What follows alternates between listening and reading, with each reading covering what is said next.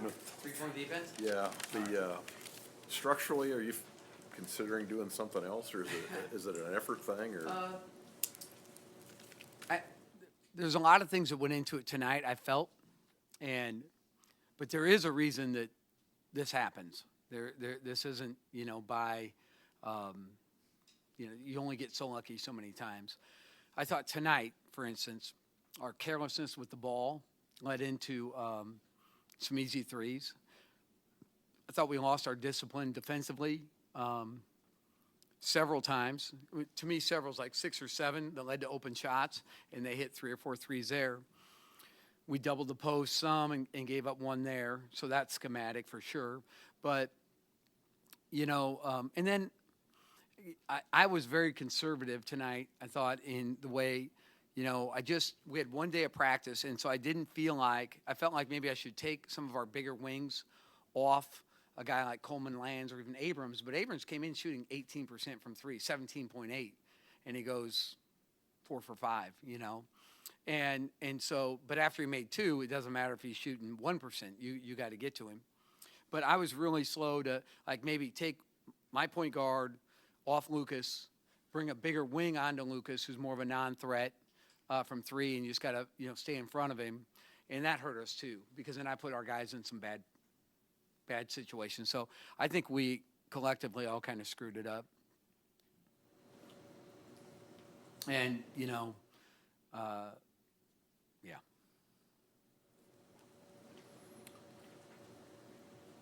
Their guard play, you talked about their guard play walking into this one. Did they throw some kinks out on the perimeter for you guys? Yeah, first of all, I think the Lucas kid, Tijon Lucas, is really, his numbers are really good defensively if you look at him. And I was so impressed with his ability to stay in front of whoever he was choosing to guard. I mean, he could almost one-on-one ice that guy out. And that affected, you could see that affected some of our guys here and there. Just a reluctance to shoot, try and make a play. But what I'm most concerned about is our discipline, our careless. I thought we were careless, so we lack discipline, right? I mean, I think that'd be an easy statement to make on offense, that we lack discipline.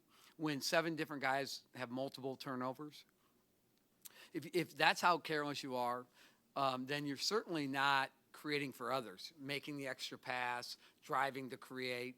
It's like everybody catches it, bounces it, wants to just do their own thing. Now, maybe that's for all the right reasons. Maybe you're trying to make a play, or you're, I'm going to make something happen but it still has a negative consequence. And that's where poise and discipline come in. So I thought our carelessness killed us too, especially on offense. There was really, little or no rhythm to what we were doing. And then, they get 8 steals the second half. And so you can't give a team, that's been playing very well defensively, those kind of opportunities. And they've done this before. This is not, they've done this and played really well here at the end. They had their hiccups at the beginning of the year, but he's got a nice blend of young guys and veteran guys. And Malcolm Hill's an all-league player. He's already been an all-league player. So we knew we were going to have our hands full with him. But I think making Abrams a star tonight, I'm happy for Tracy because I've seen him go through, I think he was a junior when I got here. And he's gone through all these knee surgeries and all these things to come back. And, he's really playing well. And so I was very impressed with the way they played. Attacking like you want, or No. was that just a Lucas? I think part of it was Lucas. I really do think part of it was Lucas. And then Glenn will ruminate too. He'll overthink it a little bit. And, he ran away. I don't know if you noticed, but, he ran away from the ball about 3 or 4 times in the second half where he gave it to Ty early for Ty to initiate offense. And that tells you something, without telling you anything. So I thought they did a really good job on him. They obviously made him a huge key. He also, banged his thumb early in the game that, for a while just kind of, you could tell he was working that out, like jammed his thumb. We'll have to keep an eye on that.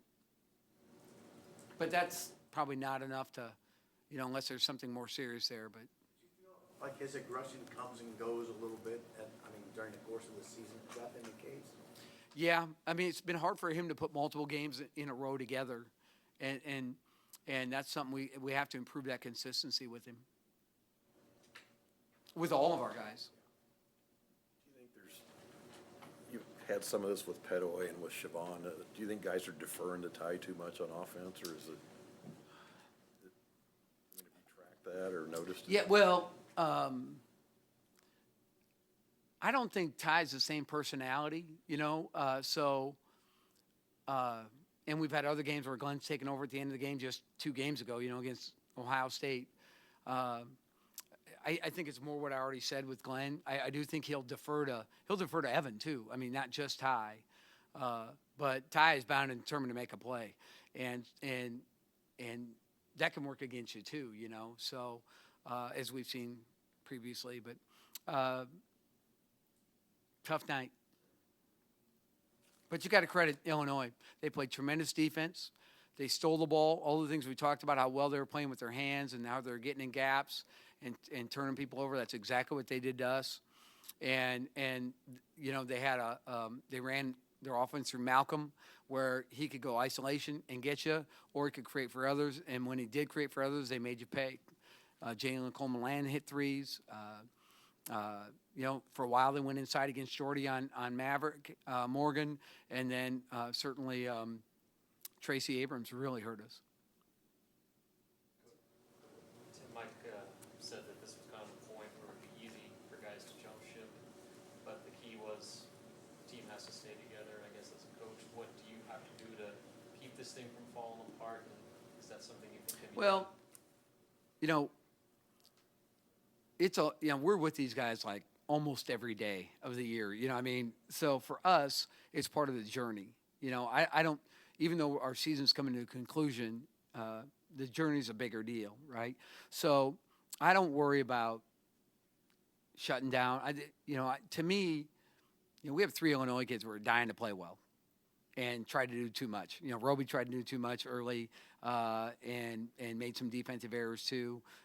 Edward, tried to drive 2 or 3 times, which, we've seen him do sometimes, but not consecutively like that in a game. Ask him, Ed, what's going on? I'm trying to make a play. Sometimes some other, emotional things get in the way too. These guys won't quit and they won't fall apart. Now, we played poorly, and it's my job to get us playing better immediately and get ready for Minnesota, because Minnesota's really good, and so is Michigan. It doesn't get easier. So, and Illinois is playing as good at basketball as any. It's hard to find somebody 4 through 12. Because you get a team playing well for 3 or 4 games, they can do damage to you. We've done it to people, and we've had it done to us. Anything else? Coach, sorry, one more. No, that's all right. Jariah said that you guys have a tendency to kind of not be the attacker and kind of. Yeah, he told me that too. So the last 2 minutes, I